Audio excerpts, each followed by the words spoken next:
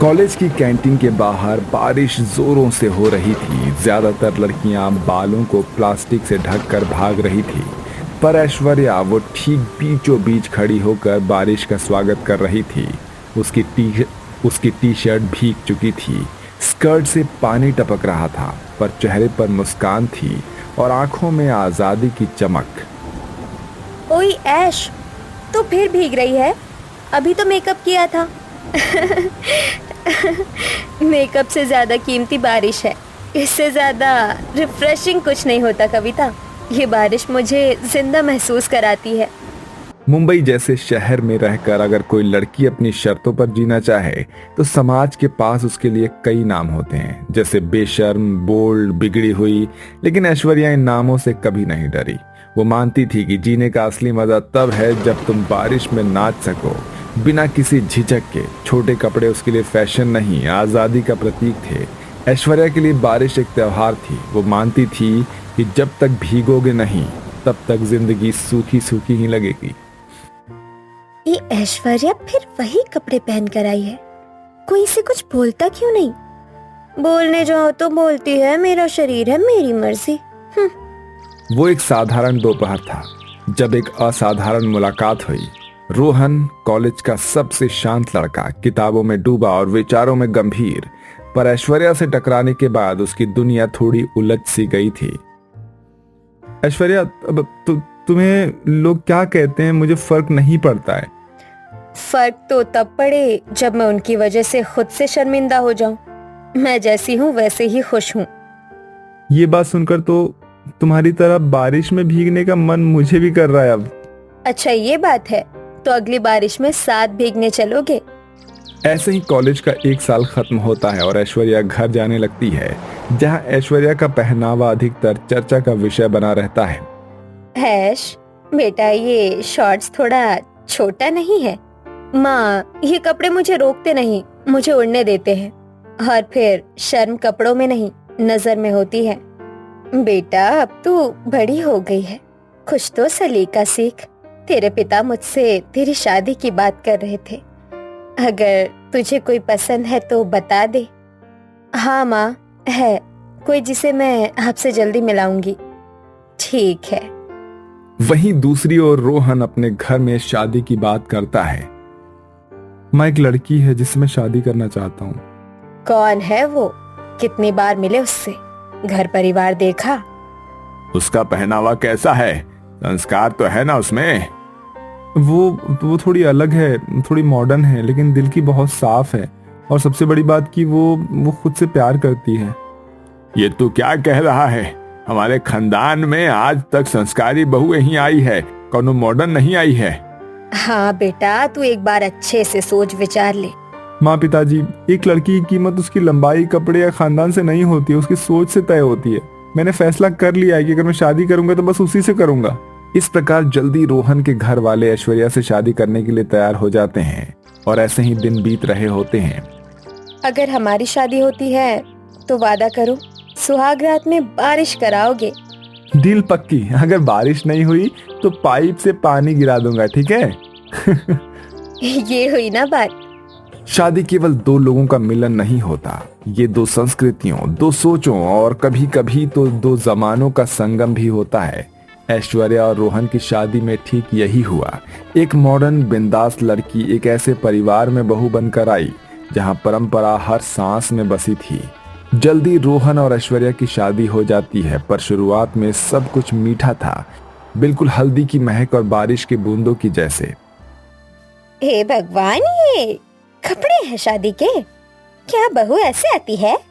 आजकल की लड़कियां शर्म को फैशन समझती है। आजकल की लड़कियों को तो फैशन के नाम पर बस अंग प्रदर्शन करना आता है। वही तो क्लास तरफ तो वो घोल कर पी गई। गृह प्रवेश एक रस्म थी, पर ऐश्वर्या के लिए एक एंट्री थी, जैसे कोई मॉडल रैंप पर चलती है। उसकी ऑफ शोल्डर और डीप नेक ब्लाउज में जब वो घर में पांव रखती है तो सबकी निगाहें सिर्फ उसी पर थी। इसे तो गृह प्रवेश की रस्म भी नहीं आती। इंग्लिश में बोल रही है और तिलक को हाथ से हटा रही है। माँ, उसे समझने का वक्त दीजिए प्लीज। कपड़े, चाल चलन, आदतें कुछ भी हमारी परंपरा के अनुसार नहीं है। इस घर में बहू बनकर आई हो, कोई मॉडर्न गर्ल गैंग की पार्टी में नहीं। माँ जी, मैं आपकी इज्जत करती हूँ और आपके घर का सम्मान भी, पर क्या एक लड़की की पहचान सिर्फ घूंघट से होती है? क्या बहू का मतलब खुद को मिटा देना होता है?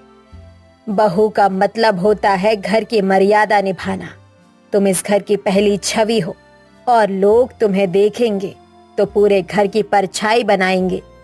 तो क्या मैं वो छवि नहीं बन सकती जो आत्मविश्वास से भरी हो, जिसमें खुले विचार हो, लेकिन आपके संस्कारों की इज्जत भी?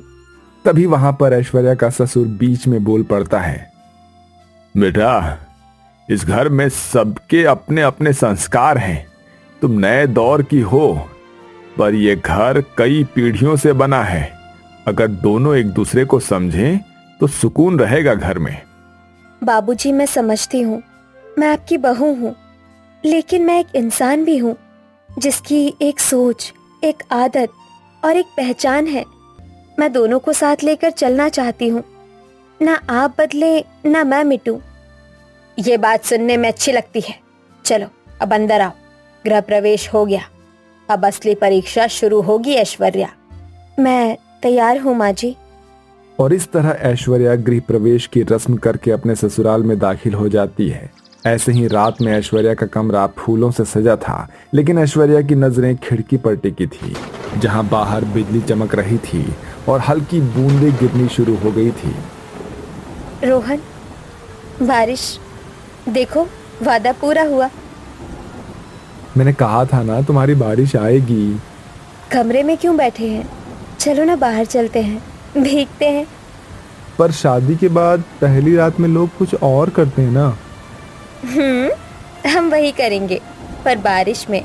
मेरा प्यार पानी में भीगकर ही खिलता है। इस तरह रोहन ने छाता उठाया, पर ऐश्वर्या ने हाथ पकड़कर छाता फेंक दिया। वो दोनों बारिश में भीगते हुए छत पर नाच रहे थे। कोई गीत नहीं बज रहा था, पर उनके दिल की धड़कनें एक दूसरे का संगीत बन गई थी। मैं जब छोटी थी ना, तो भी बारिश में नहाती थी, अकेले। अब अकेले नहीं रहूंगी।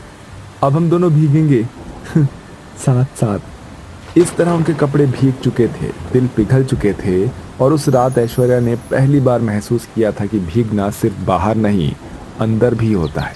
ऐसे ही अगली सुबह हो जाती है। छत पर क्या कर रहे थे तुम लोग रात को? पूरी साड़ी गीली कर ली, फूल गिर गए सब। सासू माँ, फूल तो सूख जाएंगे, पर अगर दिल भी सूखा रहा तो क्या मतलब? पहली रात एक नई शुरुआत होती है। ऐश्वर्या के लिए ये शुरुआत अपने अंदाज में हुई थी। उसने कोई समझौता नहीं किया, बल्कि रोहन को अपने रंग में रंग लिया। पर यह सिर्फ शुरुआत थी, असली टकराव तो अब होना बाकी था, उस घर की दीवारों से जो परंपरा की ईंटों से बनी हुई थी। शादी के अगले दिन ऐश्वर्या टैंक टॉप और शॉर्ट्स में नाश्ते की मेज पर पहुंचती है। बहू, ये क्या पहन रखा है? घर में और मर्द बैठे हैं, कुछ तो मर्यादा हो। माँ जी, मैं घर में ही तो हूँ, बाहर नहीं जा रही, और ये मेरे लिए आरामदायक है। इस घर की एक मर्यादा है और बहू उस मर्यादा का प्रतीक होती है। मर्यादा के नाम पर हर दिन ऐश्वर्या के अस्तित्व को छोटा किया जाने लगा था। उसके कपड़े, उसकी भाषा, यहाँ तक कि उसका हंसना भी लोगों को चुभने लगा था। किचन में कैसे आ गई ऐसे कपड़ों में? काम वाले भी पूरी चुन्नी में आती है। माँ जी, क्या काम करने के लिए कपड़ों का लंबा होना जरूरी है? हाँ, ताकि नजरें ना हटे और इज्जत बनी रहे। ऐश्वर्या जानती थी कि उसका पहनावा उसके विचारों से कहीं ज्यादा चर्चा में है, पर अब वो समझ चुकी थी कि केवल तर्क से परंपरा नहीं बदलती। कभी कभी चुप रहकर सही वक्त का इंतजार करना होता है। मुझे लगता है थोड़ी समझदारी दिखानी पड़ेगी, सब तुमसे नाराज रहने लगे हैं। तो क्या मैं खुद को बदल दूं, सिर्फ इसलिए कि दूसरों की सोच छोटी है? नहीं ऐश, पर कभी कभी बदलाव दिखाने के लिए पहले खुद को उनके ढांचे में ढालना पड़ता है ना, फिर धीरे धीरे वो ढांचा तोड़ना आसान होता है। संडे की सुबह थी। घर में मंदिर जाने की तैयारियां चल रही थी। सभी की नजरें फटी रह गई जब ऐश्वर्या सलवार सूट में तैयार होकर आई, सिर पर दुपट्टा, चेहरे पर सौम्यता। तूने सूट पहना है? हाँ माँ जी, मैं चाहती थी कि मंदिर में मैं आपकी तरह दिखूं। कहाँ गई वो बेशरम बहू जो बारिश में भीगती थी? अब तो हमारी तरह लगती है। बदलाव तब अच्छा होता है जब वो भीतर से आए। मैंने अपने पहनावे को बदला है, सोच को नहीं। आज भी अगर बारिश होगी तो मैं भीगूंगी, लेकिन अब आप भी शायद मुस्कुराएंगी। मानसून लौट आया था। छत पर ऐश्वर्या खड़ी थी। सिर पर दुपट्टा था, पर पांव नंगे और दिल खुला था। और इस बार सास भी उसके पास आई। बारिश पसंद है ना तुम्हें? बहुत। पर अब पहले घर वालों की इजाजत चाहिए। आज से इजाजत नहीं, साथ चाहिए। सास भी भीग रही थी, बहू भी भीग रही थी, और साथ में वो सोच भी भीग रहे थे जो अब तक सूखी और जिद्दी थी। अब ऐश्वर्या केवल मॉडर्न नहीं थी, अब वो एक भारतीय नारी थी जिसमें आधुनिकता और परंपरा साथ साथ चल रही थी। ये कहानी केवल एक बहू की नहीं है, ये हर उस लड़की की है जो अपने आप में पूर्ण है, लेकिन समाज उसे तोड़ने पर तुला हुआ है। पर जो बारिश में हंस सके वो हर तूफान पार कर सकती है। और जब परंपरा अपनी हथेली थाम ले, तब वही बेशर्म बहू घर की लाज बन जाती है। दीपक, यार हम कब तक इस तरीके से चोरी छुपे मिलते रहेंगे? अरे अब हम छोटे नहीं रहे, अब हम बड़े हो गए हैं। अरे मेघा, तुम नहीं समझोगी। जो मजा इस चोरी चुपके से मिलने में है ना, वो सभी के सामने खुले में मिलने में कहाँ है। थोड़ी घबराहट, थोड़ी दिल में हलचल, थोड़ी सी शैतानियाँ, हर चीज का तो मजा आता है इस तरीके से मिलने में। तो फिर दिक्कत क्या है? अरे बुद्धू, मैं इस तरीके से चोरी चुपके मिलने की बात नहीं कह रही। मैं तो ये कह रही हूँ कि आखिर हम कब तक एक दूसरे से ऐसे जुदा होकर रहेंगे? तुम्हें तो पता है ना कि हम दोनों पड़ोसी हैं। मुझे तो कभी कभी यही डर सताता रहता है कि पता नहीं कैसे हमारी शादी होगी। हाँ यार, मुझे भी यही डर सता रहा है। मैंने तो कुछ दिन पहले ही सुना था कि मेरे घर वाले मेरे लिए लड़की ढूंढ रहे हैं। अच्छा, और मेरे घर वाले मेरे लिए लड़का। देखो दीपक, अगर अब हम दोनों ने और इस बात को छुपाया तो शायद हमारे घर वाले मिलकर हम दोनों की दूसरी जगह शादी करवा देंगे। इसीलिए मैं क्या कहती हूँ कि आज घर पर जाकर अपने इस प्यार का भांडा हम फोड़ देते हैं। अरे यार। अब ये अरे यार क्या लगा रखा है? अरे लड़की होकर मैं इतनी हिम्मत कर सकती हूँ, तो तुम लड़के होकर नहीं कर सकते क्या? यही था तुम्हारे प्रति मेरा प्यार। अरे नहीं नहीं, ठीक है, जैसा तुम कहो बिल्कुल वैसा ही करेंगे। हम अपने घर पे आज ही जाकर इस बारे में बात करते हैं। इसके बाद दोनों अपने अपने घर पर जाकर अपने प्यार के बारे में अपने अपने माँ बाप को बताते हैं। अरे मेघा, ये तो क्या कह रही है? घर के सामने? अरे ये भला कैसे हो सकता है? माँ, भला ऐसा कैसे नहीं हो सकता है? अरे आपको तो खुश होना चाहिए कि मैंने तो सामने वाले घर के लौंडे को ही पटा लिया है। अरे आपकी बेटी आपकी आंखों के सामने रहेगी, आपको और क्या चाहिए? अरे ये तो किस तरीके से बात कर रही है? वो सॉरी माँ, मेरे मुंह से निकल गया। प्लीज आप मेरी खुशी के लिए मेरी शादी दीपक से करवा दीजिए ना। ठीक है ठीक है, मैं इस बारे में पहले तेरे पिताजी से बात कर लूंगी, फिर मैं किसी नतीजे पर पहुंचूंगी। इधर मेघा अपनी माँ से बात कर रही थी तो उधर दीपक भी अपने पेरेंट्स से अपनी शादी की बात कर रहा होता है। माँ, मैं कह देता हूँ, अगर मैं शादी करूंगा तो सिर्फ और सिर्फ मेघा से ही करूंगा, नहीं तो मैं कुंवारा ही ठीक हूँ। पर बेटा, घर के सामने पड़ोस में शादी कैसे हो सकती है? अरे भाग्यवान, मान जाओ तुम दीपक की बात। कहीं इसने गुस्से में कोई गलत कदम उठा लिया तो हमें लेने के देने पड़ जाएंगे। ठीक है बेटा, एक काम कर, तुम मेघा की मम्मी को बुला ले शादी की बात करने के लिए। इस तरह दीपक और मेघा अपने अपने परिवार वालों को अपनी शादी के लिए मना लेते हैं। कुछ ही दिनों में दोनों पड़ोसी एक दूसरे के रिश्तेदार बन जाते हैं और इस तरह दीपक और मेघा की शादी हो जाती है। मेघा बहुत ही खुश थी क्योंकि उसे उसके बचपन का प्यार मिल गया था। कुछ देर बाद दीपक की मां मेघा का गृह प्रवेश करती है और उसे उसके कमरे में छोड़ आती है। मेघा, मैं बहुत खुश हूँ कि हम पति पत्नी के रिश्ते में बंध गए हैं। यही तो हम दोनों का सपना था। मैं भी बहुत खुश हूँ दीपक। वैसे कितना अजीब सा लग रहा है ना, मेरा मायका बिल्कुल पास में ही है और मैं यहाँ तुम्हारे पास, तुम्हारे घर, वो भी इतने करीब। इतनी रात को पहले तो रात में आते हुए भी डर लगता था, और आज देखो मैं तुम्हारे घर में हूँ, एक नई जीवन की शुरुआत करने के लिए। सब कुछ एक सपना सा लग रहा है। हाँ सच में, मैंने भी तुम्हारे घर आने के लिए बहुत पापड़ बेले हैं। रात को तुमसे मिलने के लिए पता है क्या नहीं करता था मैं, क्या क्या बहाने बनाता था। पर आज हम दोनों एक दूसरे के सामने हैं। ये सब तो मुझे भी एक सपना सा लग रहा है कि तुम मेरे साथ हो। I love you Megha. I love you too Deepak. Deepak और मेघा अपनी शादी से बहुत खुश हैं। अगले दिन मेघा सोकर उठती है और उसने देखा कि उसके ससुराल वाले अभी भी सो रहे हैं। दरअसल मेघा और उसके परिवार वालों को सुबह सुबह उठने की आदत होती है, जिसके बाद मेघा अपने घर का दरवाजा खोलती है और सीधे अपने मायके चली जाती है, जहां उसकी माँ पहले से ही चाय बना रही थी। मेघा को ऐसा लग रहा था कि वो पहले की तरह अभी भी वैसे ही आ जा सकती है, पर ऐसा बिल्कुल नहीं था। अरे मेघा बेटी, तू ऐसे चुपचाप बिना बताए यहाँ आ गई? अरे बेटा, आज तेरे पग फेरे की रस्म है, तुझे रस्म करके यहाँ आना था ना। तेरे सास ससुर को पता चलेगा तो वो कितना गुस्सा करेंगे। अभी कोई उठा नहीं होगा, जा जल्दी से चुपचाप वापस चली जा। पता है पापा, पता है, जा रही हूँ, लेकिन कम से कम एक कप चाय तो पी लेने दीजिए।